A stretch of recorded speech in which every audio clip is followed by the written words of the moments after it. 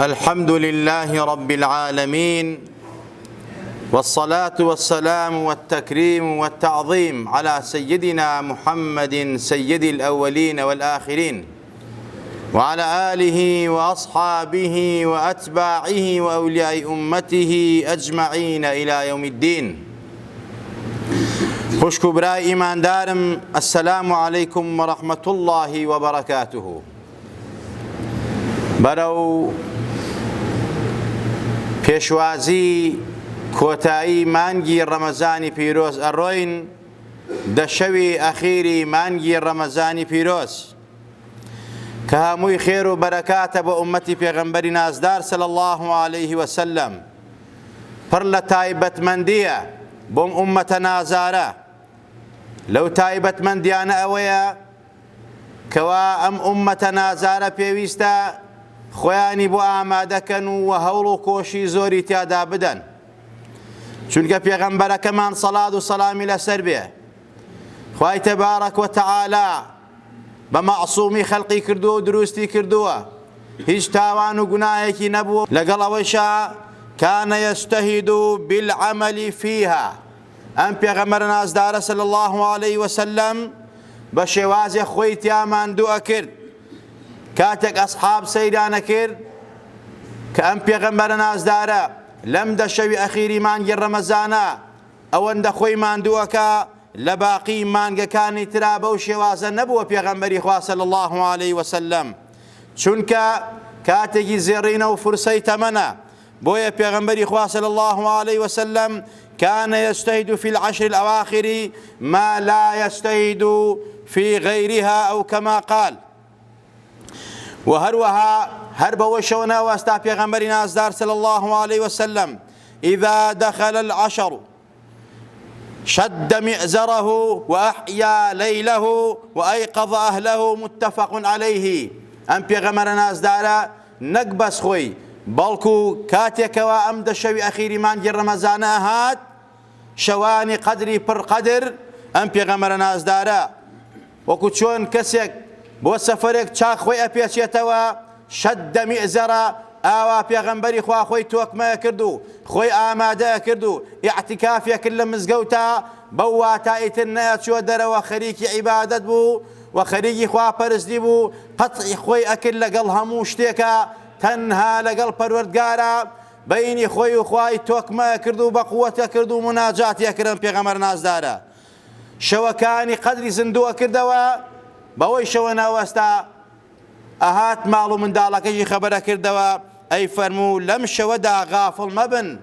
نائومێد مەبن، دەستوەستان مەبن، شەوی نزا و دوعا و مناجاتە،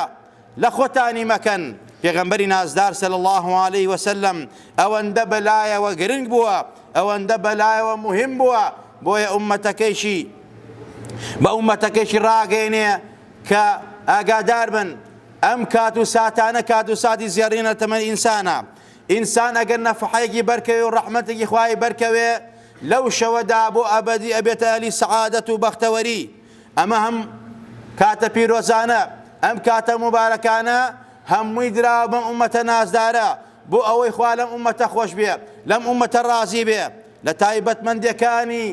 ئەم مانگە پیرۆزە و ئەم شەوە پیرۆزانەیە ئینسان بتوانێ لەم دەشەوەدا لە مزگەوتێک لە مزگەوتەکانە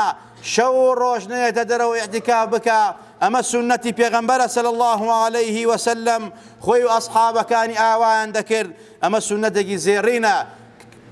ئیعتیزالگرتن و دوورکەوتنەوە لە خەڵک لەو چەند شەوە بەس خەریکی عیبادەت و خواپەرستی بی بۆ ئەوەی کەوا خوای گەورە لە خۆت ڕازی کەی. و هەروەها لە تایبەتمەندەکانی ئەم شەوە پیرۆزەیە کە خوا ئەوەندە ڕێزی لێ ناوە، ئەوەندە حورمەتی لێ ناوە، یەک شەوی ئەم شەوە عیبادەت تایە بە 1000 مانگ کە 83 ساڵ عیبادەت و بەنداتیەکە، کە بەڕاستی چەندین پێغەمبەری بەنو ئیسرائیلی بوون کە مدەی 80 ساڵ زیاتر خەریکی جیهاد و تێکەوشان بوون. کاتێک ئەسحابی پێغەمبەری خوا ئەمەیان بیست پێغەمبەر بۆی باسەکردن، یا ڕەسوول الله ئومەتی تۆ تەمەنی کورتە، ئەی باشە چۆن بگا بەو پلە و مەقامەی أو أمتاني بيشوتر كتيانا بوا 100 سال خريج عبادة بوا تيانا بوا زياتر وشاكتر خريج عبادة بوا أي أمتنا زاركي توشيبكا بيغمبري خوا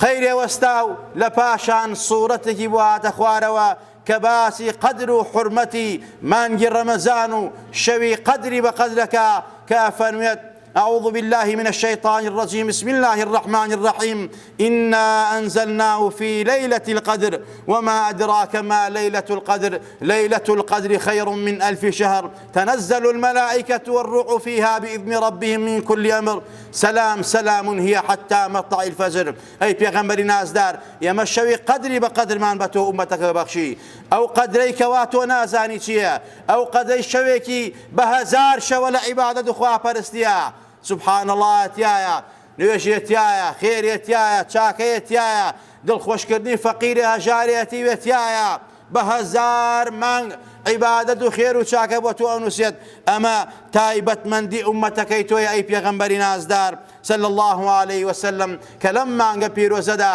هەر لەو شەوە پیرۆزەدا کە لەم مانگەدایە ئێمە قورئانمان بۆ تۆ نازل کردووە و هاتە دەخوارەوە بۆ سەر ئەرز و بۆ سەر دڵ و دەرونی تۆ دڵ و دەرونی تۆ ئومەتەکەتی نورانی کردووەی پێغەمبەری نازدار ئەو شەو ئەوەندە پیرۆزە بە هەزار مانگ عیبادەتە کە 83 ساڵ و ئەوەندەیەکە بەڕاستی هەر لەو شەوەدا چەندین فریشتە بە ئەمری ئێمە بە سەرکردادی حەزرەتی جوبرەئیل دێنە خوارەوە بۆ مسافەحە و بۆ ئەو دواندن و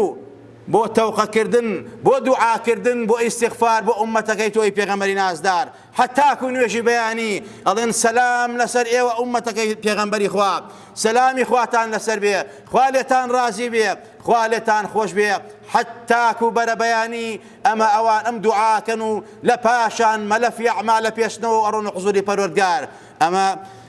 تایبەتمەندی ئەم مانگەیە و ئەو شەوەیە کە دراوە بە ئومەتی تۆی پێغەمبەری نازدار صلی الله عليه وسلم ئازیزان ئەم شەوە ئینشاء الله خوای گەورە بمانگەێنێ پێی و موفقمان کا کە بتوانین عیبادەتی زۆرتری تیا بکەین چاکتر و باشتر گەرم بین دوعا و نزا ئیهمال نەکەین چونکە لە مانگی ڕەمەزانە لە دوای ئایەتی ڕۆژووە خوای تەبارەک وتەعالا باسی دوعا بۆ ئێمەیەکە یعنی وەک ئەوەی خوا بفەرمێت ڕۆژم لەسەر فەرزکردن ئێوە جێبەجێتان کرد شکری منتان کرد سوپاسگوزاری من بوون بە ئەهلی تەقوا دەی عەبدەکانم وإذا سألك عبادي عني فإني قريب أجيب دعوة الداعي إذا دعان فليستجيبوا لي وليؤمنوا بي لعلهم يرشدون بندكاني من عەبدەکانی من کاتێکە دوعاکەن داواکەن داوام لێ بکەن من زۆر نزیکم لێتانەوە ئەم ئایەتە هۆکاری هاتنە خوارەوەی کۆمەڵێک هاتنە خزمەتی پێغەمبەر صلی الله عليه وسلم یا رسول الله چۆن داوا لە خوا بکەین ئایا خوا گوێی لێمانە ئایا خوا نزیکە لێمانەوە پێغەمبەری خوا فەرمی صلی الله عليه وسلم پێغەمبەری خوا فەرمی خوا فەرمێت وإذا سألك عبادي عني فإني قريب داوام لێ بکەن نزیکم لێتانەوە گوێم لێتانە وەڵامتان ئەدەمەوە جوابتان ئەدەمەوە بەو مەرجەی فەلیەستەجیبوا لی ئیطاعەم بکەن گوێڕایەڵیم بکەن بە گوێم بکەن و ئیمانتان هەبێ بە جوابدانەوەی من یەقینتان هەبێ اینجا خوا ئەفەرمێت ڕجا وایە ئێوە ئەهلی ئیرشادن و ڕشتتان هەبێ و عاقڵ و ژیر بن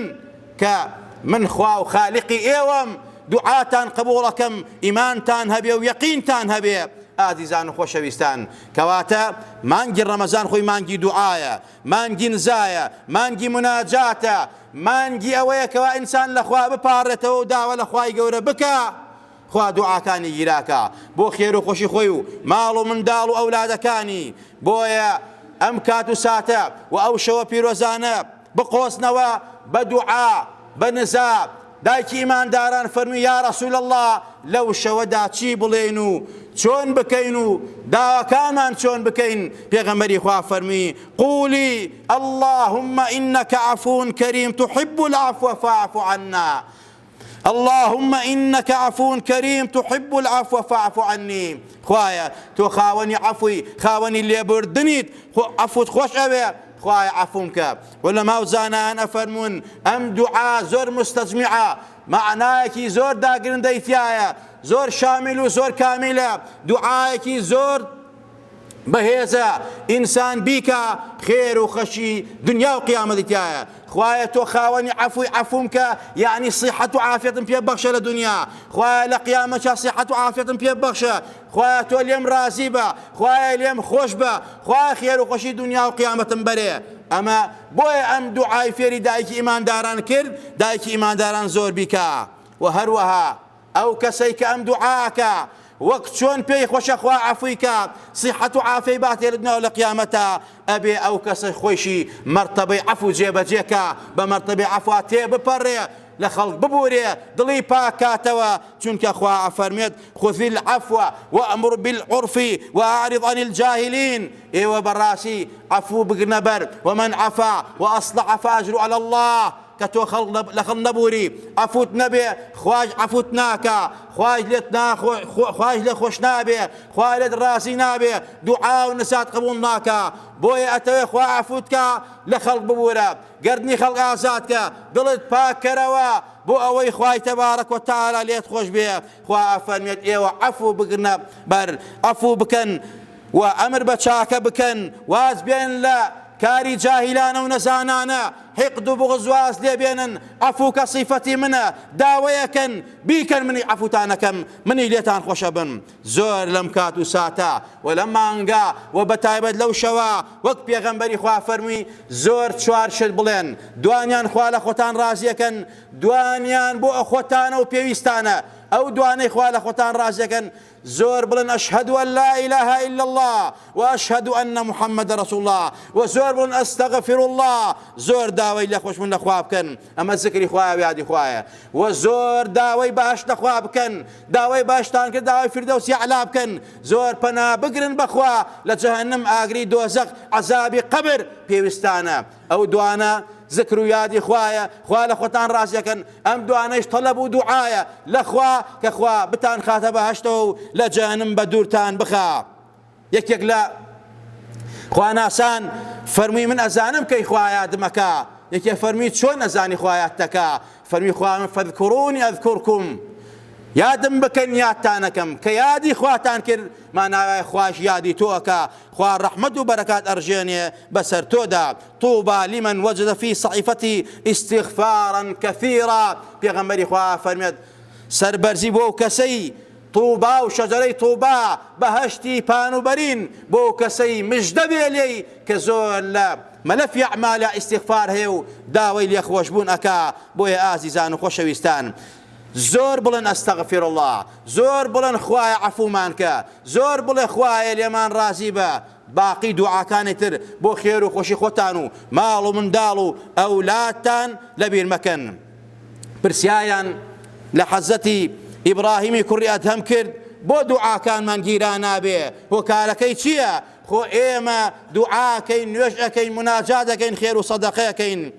حەزەتی ئیبراهیمی کوڕی ئەدهەم یەکێ لە ئەولای کومەل و کیبار فەرمووی دەرەجاتی عالی بێ،